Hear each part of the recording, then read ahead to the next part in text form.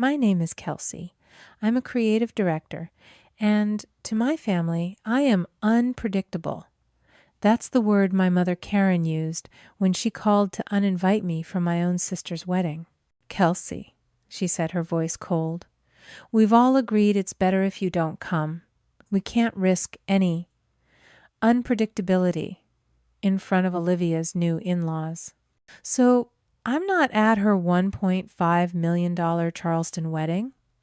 I'm not being the family problem. I'm supposed to be sitting at home humiliated. But fate and my best friend had a different plan. Have you ever felt like the invisible one or the black sheep in your own family? Let me know your story down in the comments. I stared at the text. We can't risk any unpredictability. Unpredictability. That's what they called my honesty. That's what they called my refusal to play their game of perfect appearances. I didn't cry. I didn't text back why or how could you. I just felt this strange, cold sense of clarity, the kind you get when a fog you've lived in your whole life finally lifts and you see the landscape exactly as it is. I wasn't their daughter. I was a potential liability for their $1.5 million social event. My phone buzzed again just seconds later. I thought it was another text from my mother, perhaps some follow-up about not posting anything on social media. But it was my best friend, Chloe. She's a brilliant freelance filmmaker, always juggling 3 projects at once. I answered, and her voice was pure panic. Kelsey, I am so sorry to even ask. I know it's your sister's wedding weekend, but I'm in a jam. A serious jam. The pro bono project I told you about, the little distillery in the hill country they just called. Their big festival is next month, and they need the brand video now. I have to shoot it this weekend, and I can't do this without your creative direction. I can't find the story. You always find the story. I looked at my mother's text again. We can't risk any unpredictability. I looked at my now completely empty calendar for Saturday. Then I wrote back to Chloe, I'm in. Send me the address. This wasn't an overreaction. This was the end of a pattern 20 years in the making. My family, led by our mother Karen, worships one thing, the appearance of success. And my younger sister, Olivia, was their masterpiece. Olivia was the golden child. She played the part perfectly. She went to the right school for the right degree, which led to the right high-paying corporate job in Charleston. And now she was completing the picture by marrying into one of Charleston's wealthiest families. Her entire life was a perfectly curated Instagram feed. I was the problem, the hobbyist. I chose a creative career in Austin. My success, my awards, my agency work, it was all just cute. It wasn't real, not like Olivia's. I'll never forget when Olivia graduated. My parents bought her a brand new luxury car, a gift, they said, for all her hard work. When I graduated, I was working 2 jobs to pay off my student loans because I'd chosen an impractical major. When I won my first major creative award, the one that got my agency noticed, I called to tell them. My mother said, "Oh, that's nice, dear, and then I have to call you back. We're taking Olivia out to celebrate her quarterly bonus." A bonus. Not an award, just a bonus. But it was her bonus, so it mattered. I had been the family's problem for so long, I had started to believe it. My unpredictability was just me, refusing to lie, refusing to pretend. And they were right. I was a risk. I was a risk to their perfect, sterile, beautiful illusion. I wish I could say the wedding was the first time, or even the worst time, but it was just the most expensive. This dismissal was a pattern woven into the fabric of my childhood. I remember when I won my first major creative award in college. It was a regional honor, but it meant everything to me. It was the first time a panel of professionals had validated my work. I called home my voice, shaking with excitement. "Oh, that's nice, dear," my mother said, her voice distracted. I could hear talking in the background. "Listen, I have to go. We're taking Olivia out. She just got a B+ on her economics midterm, and we're so proud of how hard she's trying." A B+. On a midterm, I was holding a heavy glass trophy, and she was celebrating a B+. I didn't have a name for it then, but I understand it now. It's a toxic dynamic psychologists call the golden child divided by black sheep system. It's not random. It's a system. It's a trap of normalized cruelty. One child, the golden child, is chosen to carry the family's image of perfection. They are the success, the one who gets all the praise, the one who can do no wrong. In my family, that was Olivia. But for that system to work, another child must be designated to carry all the family's problems, their disappointment, their failures, their unpredictability. That's the black sheep. That was me. The cruelty isn't even conscious half the time. It becomes normalized. It's how a family can year after year dismiss one child's major achievements while celebrating the other's minor ones, and genuinely believe they are being fair. It's a performance, and everyone has a role they are forced to play. My role was to be the problem so Olivia could be the solution. My role was to be quiet, to be compliant, to be small. I was the responsible one, the one who didn't make waves, the one who was just there. And because I was quiet, they assumed I didn't need validation. Because I didn't demand attention, they assumed I didn't deserve it. I wasn't unpredictable because I was wild. I was unpredictable because I was the only one who didn't follow the script. The wedding weekend arrived. I was still in the family group chat. I guess they hadn't bothered to remove me. It was like watching a performance from the cheap seats. My phone lit up with photos from the bridal luncheon at some exclusive Charleston club. There was Olivia looking radiant, surrounded by her bridesmaids. There was my mother Karen, beaming, raising a champagne glass. The caption written by my mother read, "So proud of our beautiful girl and her wonderful friends. The perfect start to the perfect weekend." It was all so polished, so perfect, so completely hollow. Then a private text from my mother came through. It wasn't an olive branch. It was a final turn of the knife. "Kelsey, I'm just confirming that you'll be staying away this weekend. We're all very stressed, and we simply can't have any of your unpredictability." Upsetting Olivia's new in-laws. This is what's best for the family. Best for the family. I stared at those words. It wasn't enough to exclude me. They had to remind me one last time that I was the problem, that my very presence was a risk to their perfect image. That text solidified my resolve. This wasn't just a pivot anymore. This was a new direction.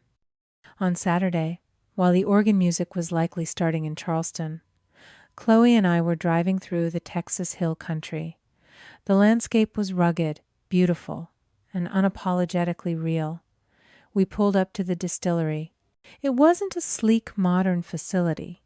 It was a rustic, charming barn, clearly built by hand, with copper stills gleaming through the open doors.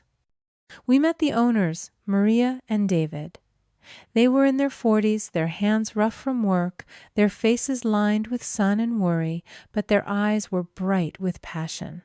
They couldn't pay us, but they offered us a place to stay in their small guest house and insisted on cooking us dinner. They told us their story about leaving soul-crushing corporate jobs to build something real, something they believed in. They were struggling, but they were proud. I looked at Chloe. "Okay, let's get to work." For the next 8 hours, I poured my entire professional soul into this project. This wasn't a pro bono favor anymore. This was my masterpiece. I wasn't just helping a friend, I was directing. I storyboarded a 60-second video. I didn't focus on the product. I focused on their story.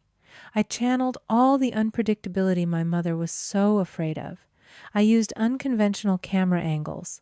I focused on the imperfect details, the calluses on David's hands, the worry lines on Maria's face that turned into a brilliant smile when she talked about her craft, the dust motes dancing in the light from the barn window. I wasn't just capturing images. I was telling a truth. I was telling the story of two people who had chosen authenticity over a paycheck and who were fighting to make it work. It was in every way the story I needed to tell. We filmed all day. We wrapped up as the sun was setting, painting the Texas sky in shades of bruised purple and fiery orange. That night, Maria and David insisted on cooking for us. We sat by an old stone fire pit, sharing a bottle of their whiskey. The conversation was easy flowing from stories of their first failed batches to their dreams for the distillery. "You two are amazing," I said, meaning it. "Leaving everything to build this. It's brave." Maria smiled a sad, knowing smile. Brave or stupid, the jury's still out. My family back in Charleston certainly thought it was stupid. I froze the glass halfway to my lips. "You're from Charleston." "Born and raised," she said. "Left about 20 years ago and never really looked back. Too many ghosts." "My family is from there," I said quietly. "My mother still lives there. Karen." Maria's face went pale. It was a reaction I couldn't misinterpret. She put her glass down her hand, trembling just slightly. "Karen," with the blonde bob, always wore pearls, drove a green luxury sedan. "That's her," I said. Maria let out a long breath, a sound that was half laugh, half sob. "I'll be. Karen was my best friend, my childhood best friend." Chloe and I just stared at her. The universe was playing a joke, but it didn't feel funny. "What happened?" I asked. "David happened," Maria said, looking at her husband with a warmth that was heartbreaking.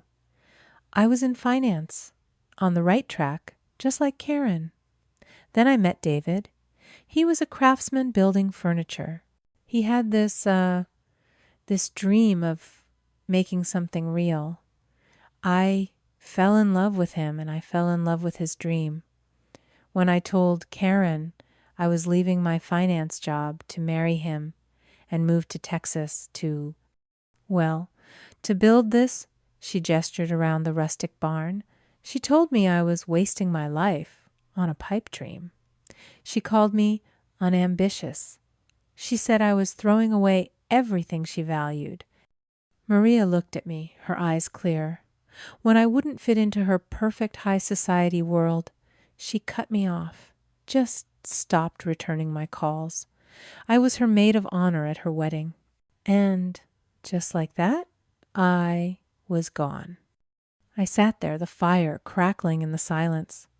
It all clicked into place. My mother's rejection of me. It wasn't personal. Not really.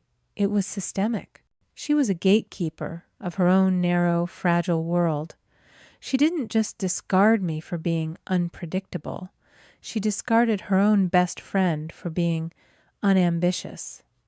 Anyone who didn't reflect her image of success was simply erased. A new resolve, cold and sharp, settled over me. This wasn't just a pro bono project anymore. This video wasn't just a job. It was a statement. I was going to make this distillery, this pipe dream, look like the most beautiful, aspirational, and real thing anyone had ever seen. I would show my mother and the world what unambitious really looked like. We edited through the night. On Sunday, while the reception for Olivia's $1.5 million wedding was likely winding down, I hit post. The 60-second video went live on all of Chloe's platforms and the distillery's small, hopeful Instagram page. We flew back to Austin on Sunday night, exhausted but with a sense of quiet accomplishment. I edited the video on the plane, sent it to Maria and David for a final approval, and we posted it just after midnight. I didn't sleep well. Not because of anxiety, but because my phone wouldn't stop buzzing. It started with a few shares from local Austin food bloggers Chloe and I knew. Then it was picked up by a major entrepreneur's newsletter. By Monday morning, I woke up to thousands of notifications. The 60-second video, our raw story of passion and craft, had been viewed over 1 million times. Maria called me crying. "Kelsey, I don't know what you did," she said, her voice thick. "We've had over 500 online orders in the last 8 hours. 500! We usually get 5 a week." By Monday afternoon, Ad Age had written a short piece on it, how a no-budget distillery video captured the authenticity we crave. Chloe called to tell me she'd submitted it to the Clio Awards. And then, on Tuesday, my phone rang. It was Olivia. I almost didn't answer, but I did. The sound that came through the speaker wasn't anger. It was a choked, desolate sob. What did you do?" she wailed. "Olivia, what's wrong?" "My wedding," she cried, and her voice was a raw wound. "I just got my professional photos back. They're perfect. The photographer posted them, and no one cares. No one." I stayed silent. My favorite one. The one of me and Gregory under the floral arch. It got 12 likes, Kelsey. 12. My own aunt didn't even like it. Because everyone is sharing your video. I could hear her trying to catch her breath. My friends, my in-laws, they keep sending it to me. Isn't this beautiful? So authentic. They're comparing it to my wedding. You ruined it. You ruined everything. Before I could find a word, the phone was snatched away. My mother's voice, sharp and furious, crackled through the line. "You did this on purpose. You couldn't stand to see your sister happy. You and your unambitious little friend. You've embarrassed us. You've embarrassed this entire family." She was still yelling something about status and reputation, but I stopped listening. As I listened to her rage, I suddenly understood. My mother and sister had confused having with being. They had spent $1.5 million having a perfect wedding. They bought the dress, they bought the flowers, they bought the status. It was a flawless performance, but their wallet was emotionally empty. I, on the other hand, had created a story that was all about being passionate, being authentic, being real, even if it meant struggling. And in the court of public opinion, being had just proven to be infinitely more valuable than having. The fallout was immediate, and it was complete. That little 60-second video, born from rejection and fueled by an old story of my mother's cruelty, didn't just go viral, it won a Clio Award. That unpredictable story, shot with no budget beat-out campaigns from global brands. 2 weeks later, my phone rang. It was one of the biggest creative agencies in New York. They didn't just offer me a job. They offered to create an entirely new division for me. The title on the contract read Head of Authentic Content. I sat in my small Austin apartment staring at the offer letter, and I thought about Olivia's $1.5 million wedding. This wasn't just revenge. It was an accounting. This wasn't the justice of punishment, which is always about the past. This was the justice of the sower, which is all about the future. My family had spent a fortune on a performance, a one-day event that vanished the moment the music stopped, leaving nothing behind but debt and a hollow feeling. Their story was about having... I had planted a seed. My work, that hobby, had a real tangible impact. The distillery Maria's unambitious dream was now a massive success. They were hiring new staff. They were expanding their production, and they had paid Chloe and me a bonus that, ironically, was more than my sister's yearly corporate salary. My victory wasn't that I had won against my family, it was that I had built something real while their expensive illusion had created nothing at all. I am a keynote speaker now. I fly around the world teaching global brands how to stop performing and start telling authentic stories.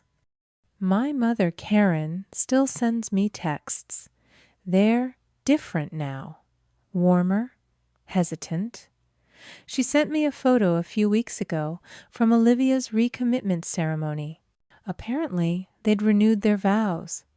Just them, their parents, in the backyard. It was simple. It looked happy. Olivia and I don't really talk. Maybe we never will. But my mother still doesn't truly understand what I do. She just knows that her unpredictable daughter, the hobbyist she uninvited, is now the one whose validation she seeks. They tried to ban my unpredictable nature from their perfect curated world, but that very authenticity is now the most valuable asset in my professional life. Have you ever been made to feel like the black sheep for being who you are? Share your story in the comments. I read them all.